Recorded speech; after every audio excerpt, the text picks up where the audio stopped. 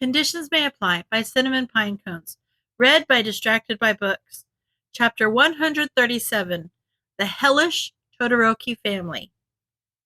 Izuku sat in the back seat of Endeavor's car for the second time today, and it wasn't much less stifling hot without Vernon adding to the heat. It seems as though the temperature was Endeavor's fault entirely, because he had sat next to Todoroki for a 1.5 hour train ride this morning, and he didn't notice any sort of temperature fluctuation at all.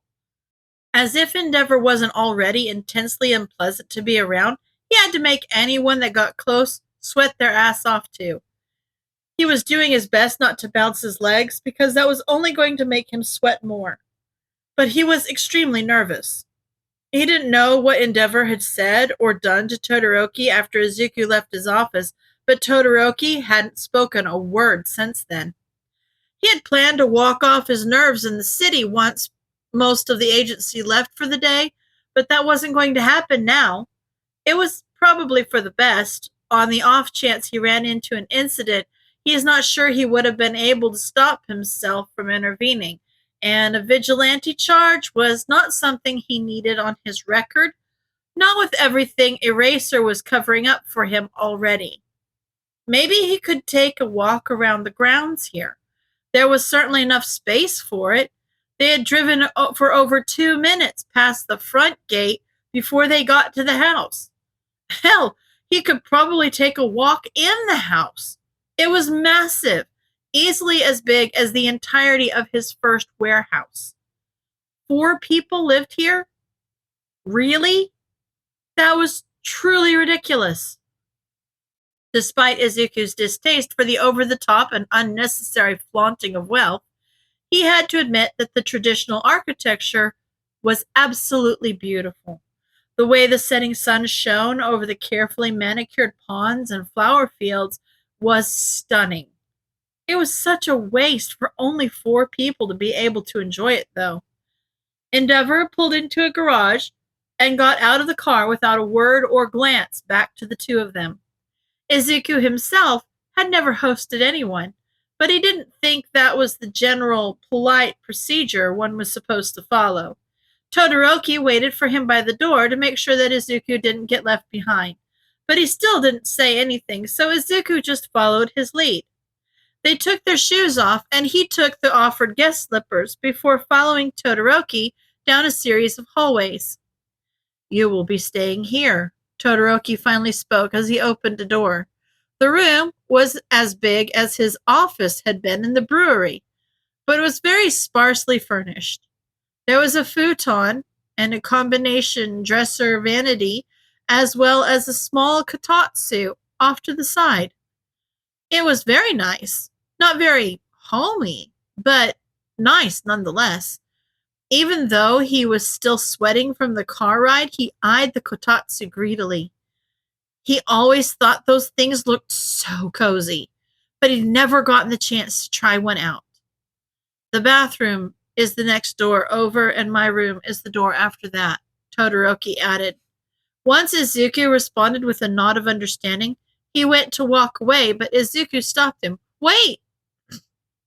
Todoroki hadn't even fully turned around yet, but he stopped in his tracks and returned his attention to Izuku. He nodded his head, beckoning for Todoroki to pass the threshold of the room and join him. He did, as silently instructed, and shut the door behind himself. Izuku set his backpack down and subtly fiddled with the pen May had given him, making sure that it was on and recording. Was your father mad at you?" Izuku asked tentatively. "Yes," he answered flatly. "Did he, do anything about that?" He pushed. "He shouted at me," Todoroki admitted. His ever-present eye contact broke, and he looked down at the floor. "He didn't hurt you?" "No." That was good, at least. He's not sure he would have ever forgiven himself if Todoroki had gotten hurt because of him. "Why did you do that? I mean, didn't you know he would get mad?" he asked after a moment, just to satiate his own curiosity. He always has a reason to be angry. I might as well get something I want out of it. And you wanted me over? He asked incredulously before he had the forethought to bite his tongue. I've never had a friend over. I've never had a friend to have over. It sounded nice. His admission caught Izuku off guard. Though he supposed he should be used to it, Todoroki tended to say what he thought without much of a filter, and for some reason, he liked Izuku. I hope I don't disappoint, Izuku replied with an awkward laugh. You don't, Todoroki answered plainly. The flush on his cheeks could no longer be dismissed by the heat of the car he had just escaped from. This was far too earnest for him to handle with any amount of grace. The air was thick with tension that Izuku was sure only he could feel. We will probably be having dinner soon. I'm going to make sure Fuyumi made enough for all of us. Todoroki dismissed himself after Izuku spent too long staring blankly back at him. When Todoroki came back to collect him for dinner, his nerves were higher than they'd been all day. But he did his best to shove the feeling down. He tucked the pen May had given him into his blazer pocket and checked that it was recording. He had fiddled with the settings on his lunch break and made sure that the video feature was off on both the pen and the pin because that seemed like too much of an invasion of privacy. He could turn it back on if he felt the need to do so. The entirety of the house seemed to be just as traditional as the architecture. The floors were tatami, and the dining table was a low-to-the-ground chabudai. Todoroki took a seat at the table, but he tamped down his anxiety as much as he could and followed his nose and ears toward the kitchen. He needed to make a good first impression if he was going to get any sort of information out of his siblings, and it would probably do him good to at least try to get into Endeavor's good graces. He figured the latter was a losing battle, but it was worth a shot. Todoroki watched him as he left, but didn't question him. The kitchen wasn't far from the dining room, and a woman who had white hair with a spattering of red strands was gathering things together. That must be Fuyumi, the eldest sibling. Hello, Todoroki-san. Is there anything I can help with? He asked from the doorway. Oh, hi. You must be Shoto's friend, Midoriya, right? You can just call me Fuyumi. Otherwise, it's going to be rather confusing dinner between the four of us, she greeted. That felt wrong. He didn't call anyone by their given name. Well, except Kachan, kind of. That was different, though, and not necessarily in a good way. He did his best to force his way through the awkwardness, but he did a rather piss-poor job of it. All right, Fuyumi-san, he stuttered out. She smiled at him regardless. You can take these plates out if you don't mind. Thank you, she requested, her gentle smile not faltering for a second. She seemed kind. She must take after her mother, or at least who her mother used to be. Izuku picked up the plates and turned around to leave, only to find the doorway already occupied. He did his best not to jump out of his skin, but the plates in his hands clattered together anyways. The young man in the doorway was looking at him quizzically. He had a short white hair, but he still bore a striking resemblance to his father. This must be Natsu, the middle child. Hello, Todoroki-san, he greeted with a nod. Hi, he shot back with an inflection that made the statement sound more like a question. Oh, hi, Natsu. This is Midoriya-kun, Shoto's friend. He's taking your job. Fuyumi introduced him with a playful smile. Oh, sorry, he instinctively apologized. Natsu put his hands up and shrugged his shoulders in a way that said he didn't mind at all. Is there anything else I can grab for you? He asked Fuyumi as he stepped out of Izuku's way. He didn't hear her response because he took the clear dismissal and quickly made his way back to the dining room. Todoroki was sitting where he had been when he left, but he stood up when he saw that Izuku had brought plates. They set them out together, and Natsu followed shortly after with some rice and a pot holder to protect the table. When he was done with that, he headed back toward the kitchen. Izuku figured that was because there was more to grab, so he followed. So what's up with the kid? Shoto's never had friends over. I didn't think he was allowed to have friends in the first place. He overheard Natsu in the kitchen. He must have followed too quietly again. He should probably announce his presence, right? I'm not sure.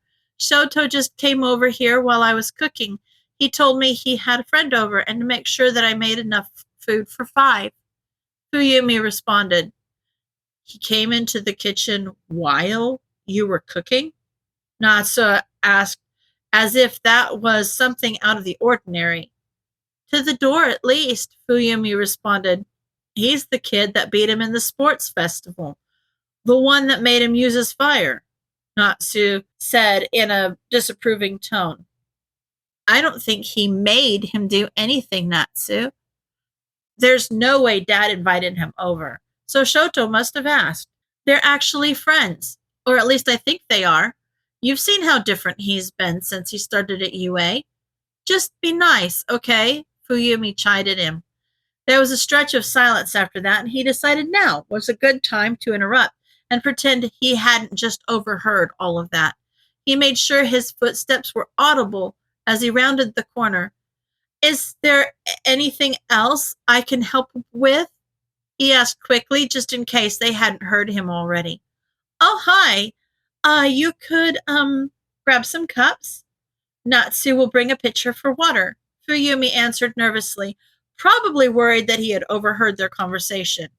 He made sure that no hint that he had heard anything showed on his face as he took the cups and went back to the table quickly. Todoroki helped him set those out as well, and Izuku put the dots together after what he overheard. He wasn't helping because he wouldn't go into the kitchen if the stove was in use, likely because of what happened with his mother. That wasn't great. It also didn't help the investigation. His mother was already out of the picture. It was his father that needed to screw off. Fuyumi was old enough to care for him, and she seemed fairly well adjusted too, which was a pleasant surprise. He was getting ahead of himself again. He didn't know what any of them wanted yet, and moreover, he did not have sufficient evidence for anything past a mildly effective smear campaign. Head in the game, Izuku. Stop spacing out. He took the offered spot next to Todoroki because he had a feeling he was not wanted in the kitchen right now. As was to be expected, they sat in awkward silence until Endeavor walked in, at which point they sat in tense and awkward silence. Fuyumi and Natsu entered from the kitchen not long after, and Izuku saw the way both of them tensed their shoulders after spotting their father. The reaction was subtle but undeniable. Fuyumi quickly settled herself, but Natsu made no attempt to hide the scowl on his face. All right, everyone's here. If you don't like anything, please don't feel the need to eat it. I really don't mind, Fuyumi said cheerfully as she set down the food that she prepared. The meal passed in bouts of awkward silence, but the food was so good that he almost didn't care. Fuyumi tried to start conversations a few times to very little success. Todoroki seemed to have gotten his conversation skills from his father, which is to say, none at all. Natsu seemed a little bit more socially inclined. He just didn't have much to say. He was going to medical school, apparently, and most of what he had to talk about went over everyone's head. Once all familial routes had been sufficiently explored, she turned her focus to Izuku. Midoriya-kun, how about you? I hardly know the first thing about you. Where are you from? Oh, no. Small talk. His greatest weakness. I'm from Mustafu, he answered. Oh, well, that's convenient for school. Shoto's got a 45-minute train ride every day, right? Todoroki just nodded. He did not expect Todoroki to save him from the conversation, but it would have been nice if he did. Yeah, it's convenient. I applied to Ketsubutsu and Shiketsu as well. Those would have been awful commutes, he replied. Oh, yeah, it'd probably be better to move at that point, she agreed. He held the awkward conversation far better than Todoroki and his father had, and they spent the rest of the meal chatting between the three of them. He learned a little bit more about Natsu's schooling and what he was hoping to specialize in. By the end of it, he actually found himself relaxing in the pointless chatter. Despite their father, the Todoroki children were quite pleasant. He helped clean up the meal as much as they would allow, and by the time he was finished with that, Todoroki had been swept away by Endeavor. Natsu caught his confused eyes searching around for him and explained that they were probably training now. He did his best to keep the disappointment off his face and made his way back to his room alone. He didn't have much homework assigned over the week from regular classes, but he had a bit, and he worked on it sparingly.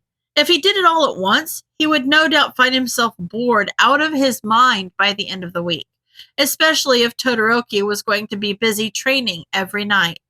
So, as the allotted homework for the night was completed all too soon, he turned back to his things in search of something to do when his eyes landed on his phone. His new phone, the one that actually had cell service and unlimited data. Needless to say, he found himself scrolling on it for hours. But in his defense, he had several years of not being afforded this luxury to catch up on. He had kept pretty up to date on the news, but not so much on pop culture, and the font was seemingly endless. Once it hit 11 p.m., he figured he should probably try to sleep. He didn't have his hopes up for his efforts being fruitful, but not trying to sleep certainly wouldn't replenish his energy, so the choice seemed obvious. After 2 hours of lying there, he decided that it wasn't going to happen. The unfamiliar silence of being out of the city was unsettling, and he wasn't very good at sleeping to begin with. He had planned to go on a walk tonight anyway, and 1 a.m. seemed like a good time to do it. Snooping around would be more productive than staring at the back of his eyelids and trying not to think about all of his problems waiting for him back in Mustafa. His mind kept drifting back to Shinso, of all things. He had no reason to lie to him anymore. He had nothing left to get caught for. Not really. There were certainly things he still couldn't tell him, but the truths Shinso was looking for weren't among them. Some part of him wanted to tell him everything. What happened with his parents, who Ivy was, and why he suddenly had a super powerful quirk, but he knew that he couldn't. Ivy was confidential, and One for All was even more so. All he could really tell Shinso was that he was abandoned, and that he had never trusted them enough to ask for help. He could imagine that that would be a nasty surprise. Well, not really a surprise. Shinso already knew that Izuku didn't trust him, and he had made it quite clear how he felt about that. So, what was he hoping for here? To make Shinso even more mad? To rub salt in the wound? To spell out just how much he didn't trust them? That he had felt safer living on the street than putting even the smallest amount of himself in their hands? Maybe he did. Maybe he wanted someone to be mad at him. It was all too confusing, and the oppressive silence of his borrowed room wasn't helping, so he left. The rest of the house was equally silent. He walked down hallways full of doors he didn't have the courage to open, as he had no clue what they led to, and he really didn't want to open a door to find someone snoozing on the other side. That felt a touch too invasive for him. Whether Endeavor was a side or back sleeper was not the kind of information he was looking for. He had his phone, and his pen tucked into his pocket. The audio recorder was running, though he didn't expect to pick anything up from it. He was glad that he had it, though, because when he walked past the dining room, he saw that he was not the only one up and about at such an odd hour. Fuyumi was sitting at the table in the kitchen, the high-top one that was more of a Western standard. He hardly made any noise as he walked, but she whipped her head up regardless. That level of situational awareness wasn't common among civilians. He supposed hypervigilance was just a product of her upbringing. Sorry, I didn't mean to scare you. He broke the silence of the night. No, you're fine. I didn't expect anyone up at this hour. You should be sleeping. You've got a busy day tomorrow. She was so caring, like she needed to make up for the deficit in this house. She probably raised Natsu on her own, now that he thought about it. Once their mother was out of the picture, Endeavor's focus would have been on Todoroki entirely. Maybe they had a nanny. They were certainly wealthy enough for it. He wondered how lonely they must have been here as children. How lonely Todoroki must still be. Midoriya-kun. Sorry. Yeah, I should, but I can't. Insomnia or something, he explained awkwardly with a shrug. I have just the brew for that. Do you like tea? She asked with a smile.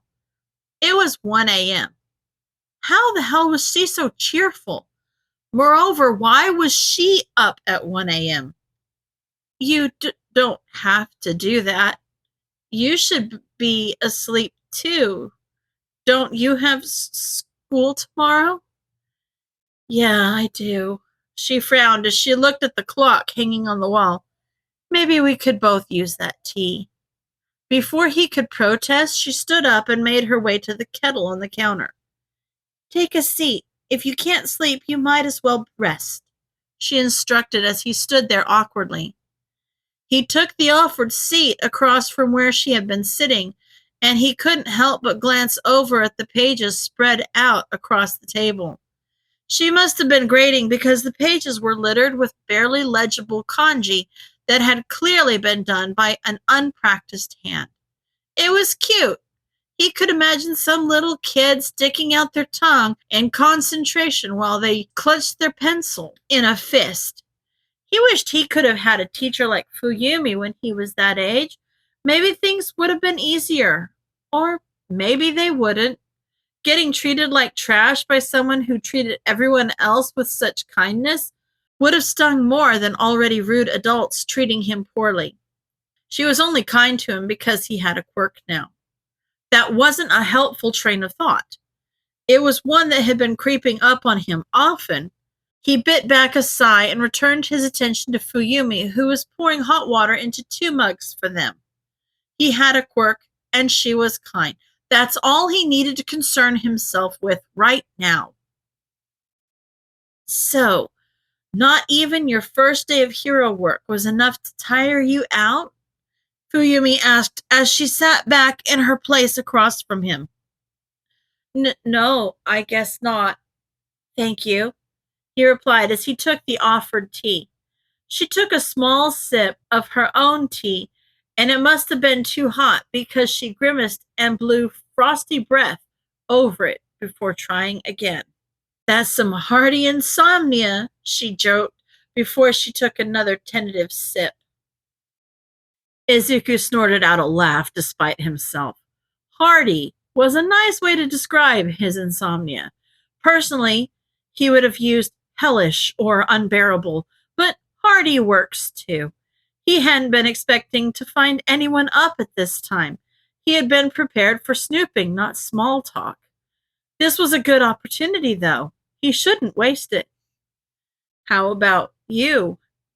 What has you up at this time? He shot back. Same as you, I guess. I don't know if I've got insomnia, but something runs in the family. We're all terrible sleepers. You fit right in, she joked again. Did she use humor as a method of deflecting? Probably. As for insomnia running in the family, he could probably guess as to why that was. Hypervigilance doesn't generally lend itself to a healthy sleep schedule. Did the whole family include Endeavor? Either way, that was good to know. He needed to be careful while he snooped. He couldn't count on people being asleep.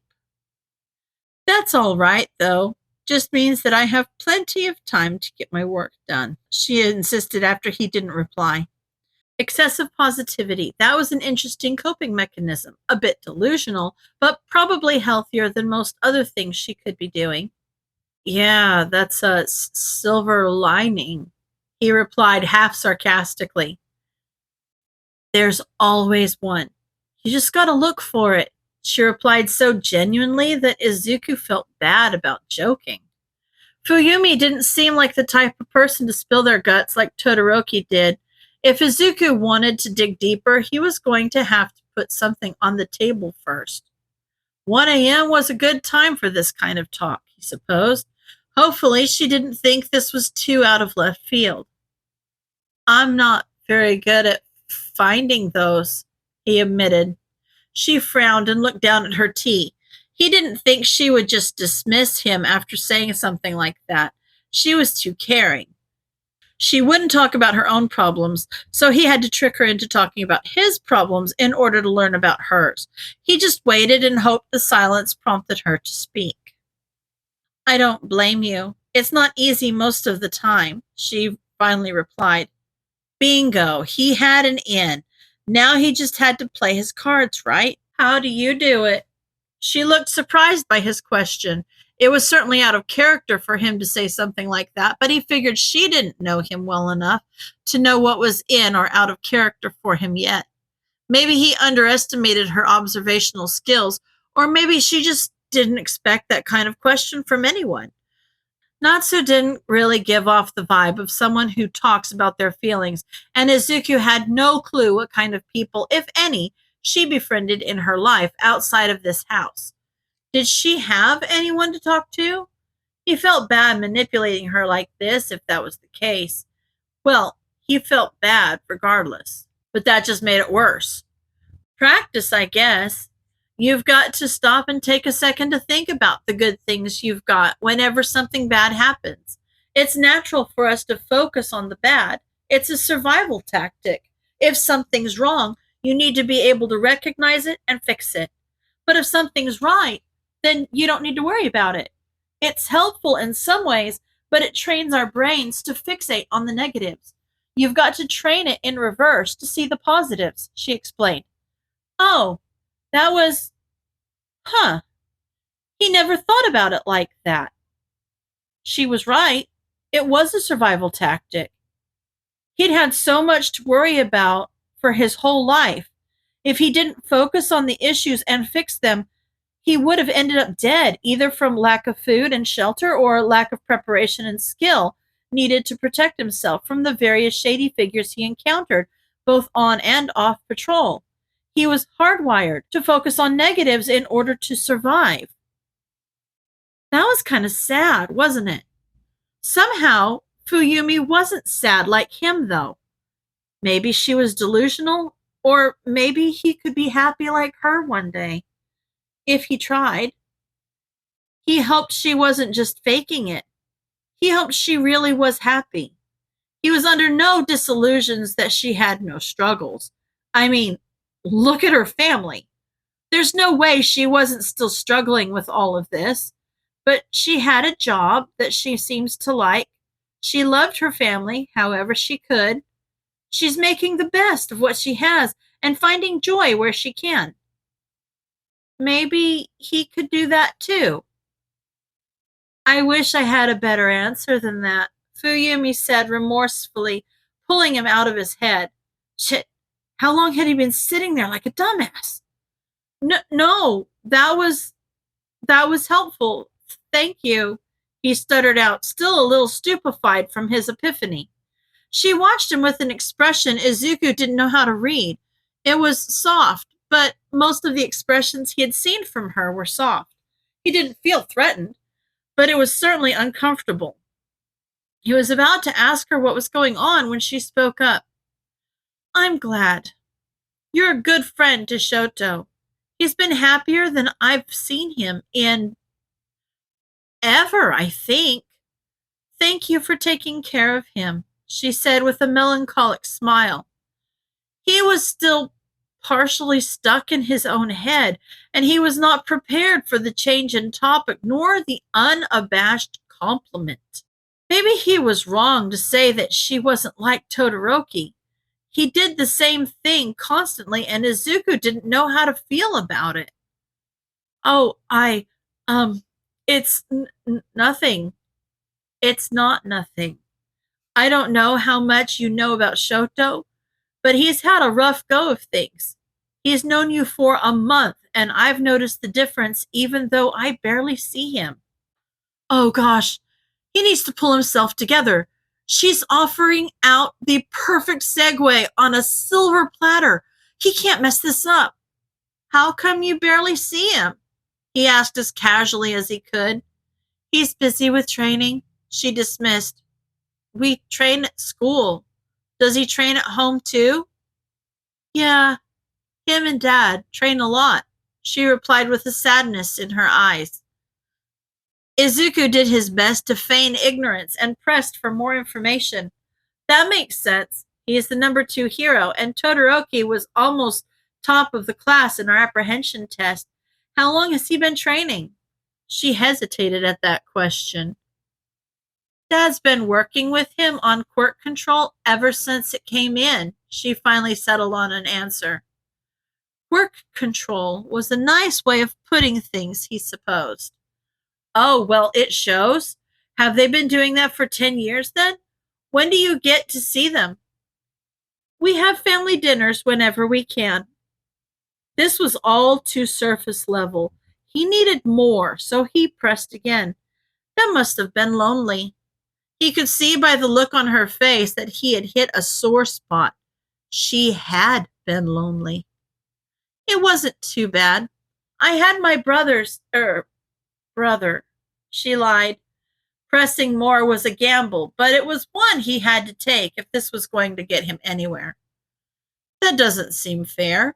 Endeavor just left you guys to fend for yourselves? No, he didn't. He was still here. He was just busy with Shoto. He trained with all of us, but Shoto has so much potential. She trailed off and took another sip of her tea. He could see the sadness in the curve of her shoulders. She was mourning the family she could have had.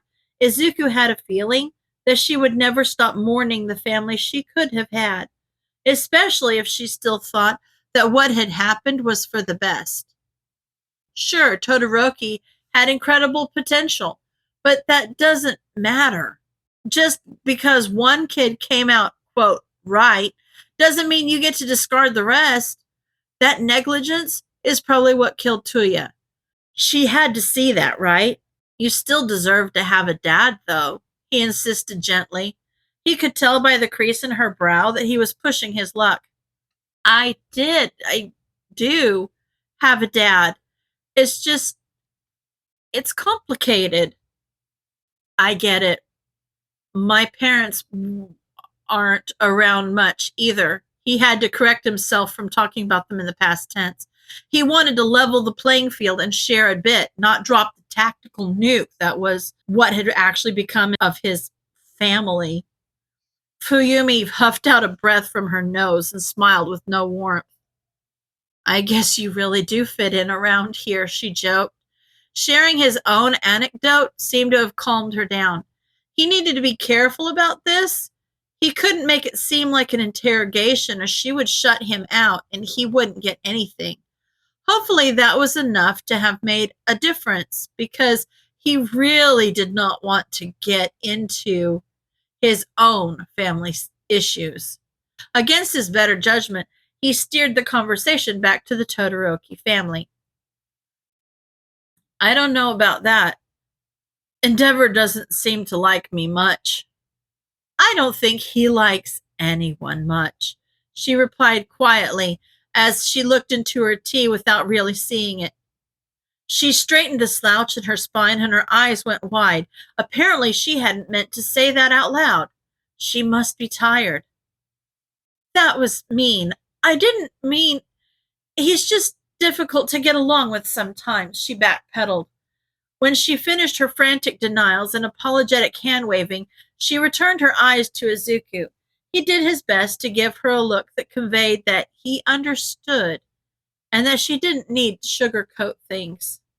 If he was reading the way she dropped her gaze and let the slouch return to her shoulders correctly, then he figured that his point had been communicated. I know what happened, or at least some of it. I know things are less than stellar around here. I think talking about it helped Todoroki. I feel like you want to fix things, but you can't fix problems by ignoring them, or at least that method hasn't worked for me. He shot back, hoping that some honesty and humor would get her to open up more. She just looked at him again for an uncomfortable bout of silence, that same soft expression on her face. It was a while before she spoke again. You're a good kid, Midoriya-kun, she said. He didn't know how to respond to that, so he didn't. They sat there together in the dim light of the kitchen and drank their tea in silence. When she put her empty cup down, he took it and washed both in the sink before drying them and putting them back into the cupboard he had seen her take them from. She just watched the whole time. When he turned his focus back to her, her gaze dropped, like she had just realized that she had been staring. She looked at her hands clasped together on the table and blinked sluggishly. She looked exhausted, but she made no move to get up. You should go to bed, Todoroki-san, he prompted her quietly. She looked up with a barely there grin and a look that said she wasn't the only one who should be following that advice.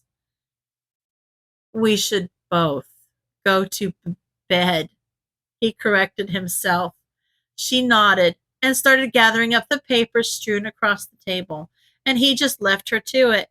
They exchanged good nights and made his way back to his room. He was tired, but he had a feeling that he was going to be kept up by mulling over their conversation for a while yet. End of chapter.